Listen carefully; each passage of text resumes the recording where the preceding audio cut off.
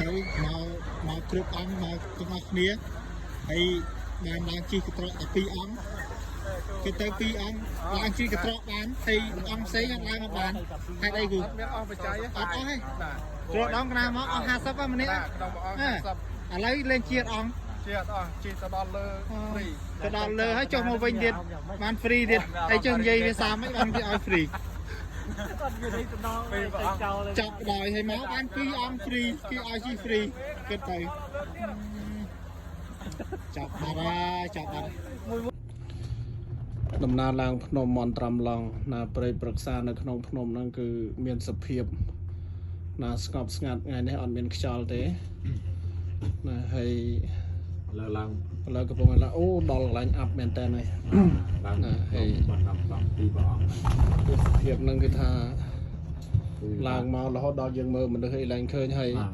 មនុស្សម្នាគាត់ជិះស្គីពីលើហ្នឹងទៅណាគាត់ចង់ជិះស្គីគាត់ជិះកត្រកហ្នឹងឡើងមកដល់លើកំពូលភ្នំឡើងដល់លើកំពូលភ្នំរួចហើយគាត់ចុះទៅវិញដល់ជិះស្គីណាឥឡូវនេះគឺយើងឡើងមកដល់កំពូលភ្នំបដាហើយណាស្ថានភាពនេះគឺថា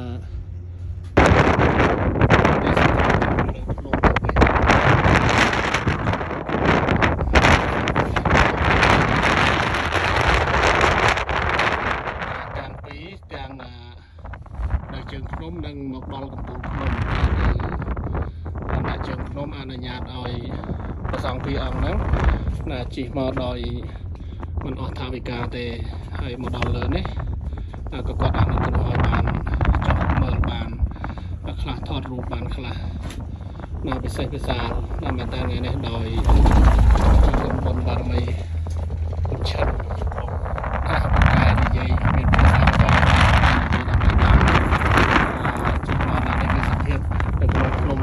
អង្គនឹងគឺថាព្រៃឈើស្ងាត់ទៅមកគ្រប់អង្គមកទាំងអស់គ្នាហើយបានជិះកត្រកតែ2អង្គគេទៅ2អង្គឡើងជិះកត្រកបានហើយអង្គផ្សេងអត់ឡើងបានហេតុអីគូមានអស់បច្ច័យអត់អស់ទេគ្រូដងកណាមកអស់50ហ្នឹងម្នាក់ក្នុងអស់50ឥឡូវលេងជាតិអង្គជាតិអស់ជិះទៅដល់លើហ្វ្រីទៅដល់លើហើយចុះមកវិញទៀតបានហ្វ្រីទៀតហើយចុះនិយាយវាសាមិនបានគេឲ្យហ្វ្រីគាត់និយាយទៅដល់ចាប់ដល់ហើយមកបាន2អង្គហ្វ្រីគេឲ្យជីហ្វ្រីគិតទៅ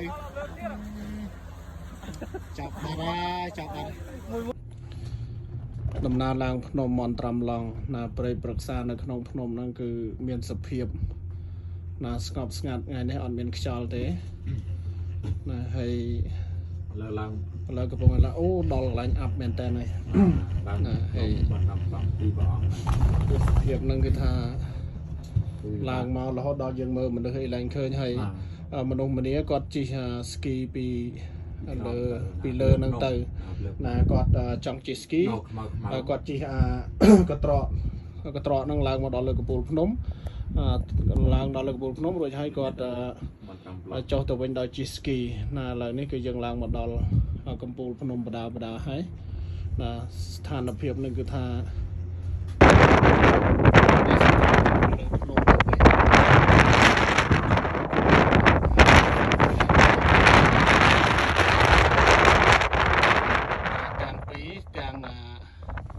ជើងភ្នំនឹងមកដល់កំពូលភ្នំ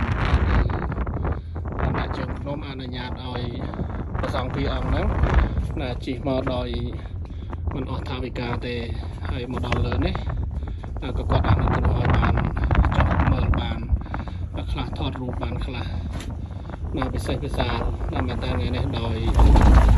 គុណបុណ្យបារមីពុទ្ធឆិតតែនិយាយមានព្រះអង្គ